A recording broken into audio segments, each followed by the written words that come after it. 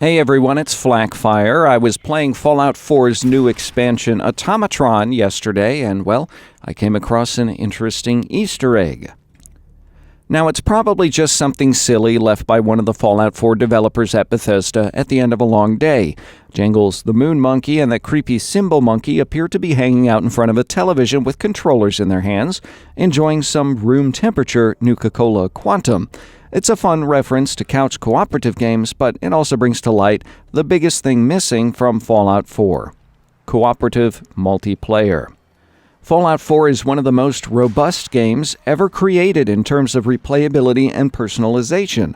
Aside from a great narrative campaign and a sprawling open world, Fallout 4 features a fully fledged and modular crafting system.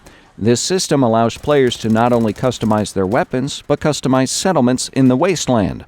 Players have been building some interesting and amazing structures. The open-world role-playing shooter is considered by many a massive success. Yet one thing remains clearly absent from Fallout 4, and that's some form of online component. It seems a terrible waste to give players such wonderful tools to create things and then offer them no way to share them with the world. I remember when Fallout 4 was announced and Bethesda's Todd Howard was promoting the game at E3, showing off all of the cool things you could do, and I was sure co-op was in the cards, until it wasn't. Bethesda has relied on third-party apps like PlayStation 4's and Xbox One's built-in video clip recorders to do the sharing for them. Some people are so desperate to share their creations, they will buy an expensive personal video recorder just to make their content more accessible. I'm one of those people. The writing is on the wall for Bethesda, so how long can they afford to ignore it? It's a whole different experience to explore another player's world in person rather than just through a curated video tour. Other games like Minecraft thrive on the ability to create, share, and co-create things with other players. Fallout 4 clearly takes a page or two from Minecraft's game design, so why not add a multiplayer experience? To be clear, I'm not referring to player versus player multiplayer.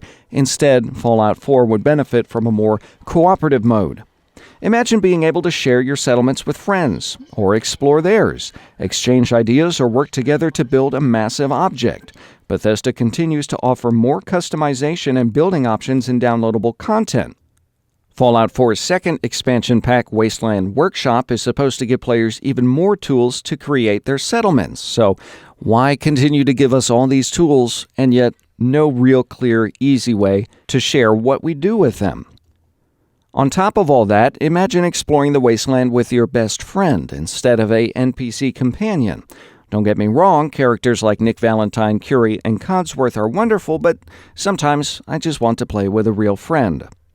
Some of the biggest criticisms against such an idea revolve around the arguments that people don't want cooperative mode, or Fallout has traditionally been a single-player game. In truth, however, neither of those statements is accurate. Ubisoft's hit game The Division generated $330 million globally in the first 5 days, and that's as an unestablished franchise. The Division is predicated almost entirely on cooperative play. Literally, almost every one of my friends on Xbox One plays it, and they all love the cooperative experience. There's something immensely rewarding about taking down bad guys with your buddies. Now, wouldn't you feel better facing a super mutant behemoth with your buddy at your back? And Fallout does have a history of multiplayer experiences.